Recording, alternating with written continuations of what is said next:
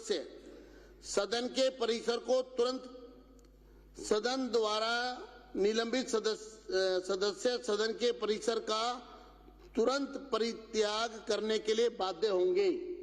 अगर आगे से आपको अगर मार्शल आउट किया जाता है तो सदन द्वारा निलंबित किसी भी सदस्य को सदन द्वारा निलंबित सदस्य सदन के परिसर का तुरंत परित्याग करने के लिए बाध्य होंगे। किंतु ऐसा ना करने पर और अध्यक्ष द्वारा सदन का ध्यान इस ओर आकर्षित किए जाने पर कि बल का प्रयोग अनिवार्य हो गया है, मैं इसको दोबारा भी पढ़ूंगा, एक बार पढ़ रहा हूं जिससे कि सभी सदस्य समझ ले कि जब मार्शल आउट कोई सदस्य होगा तो उसको सीधा परिसर से बाहर जाना होगा। उसके लिए मैं सी पढ़कर बता रहा हूं। सदन द्वारा निलंबित सदस्य सदन के परिसर का तुरंत परित्याग करने के लिए बाध्य होंगे, किंतु ऐसा न करने पर और अध्यक्ष द्वारा सदन का ध्यान इस ओर आकर्षित किए जाने पर कि बल का प्रयोग अनिवार्य हो गया है, निलंबित सदस्य बिना किसी और प्रस्ताव के सत्र की शेष कालावधि के लिए निलंबित हो जाएंगे।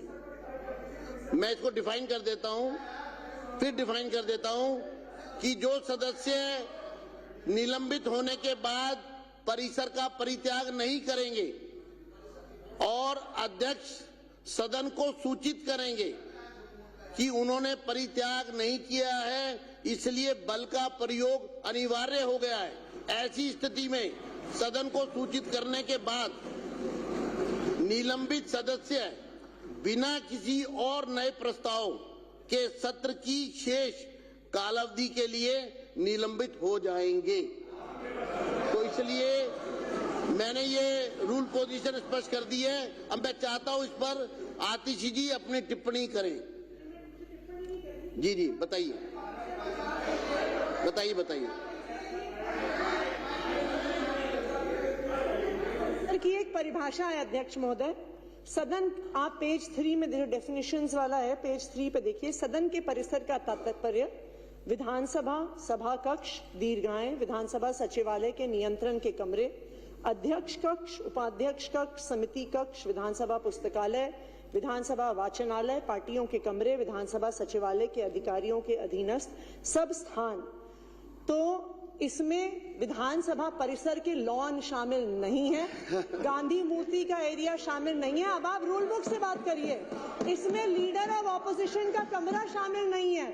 हमने बिल्कुल प्रोटेस्ट किया, हमने अंबेडकर जी की मूर्ति के तहत प्रोटेस्ट किया और वो आपकी रूल बुक के अनुसार सदन की परिसर की परिभाषा में नहीं आता। आपने हमें गेट के अंदर आने से रोका, गैर कानूनी तरीके से रोका, गैर संवैधानिक तरीके से रोका और रूल बुक के अनुसार नहीं रोका, कोई ऑर्डर नहीं पास किया। अब आप बैठिए, अब आप बैठिए, अब आप बैठिए, आपका विषय पूरा हो गया। अब मैं फिर स्पष्ट कर रहा हूं, ये चेयर की रूलिंग है और मैं इसको स्पष्ट कर रहा हूं। बैठ जाइए आप।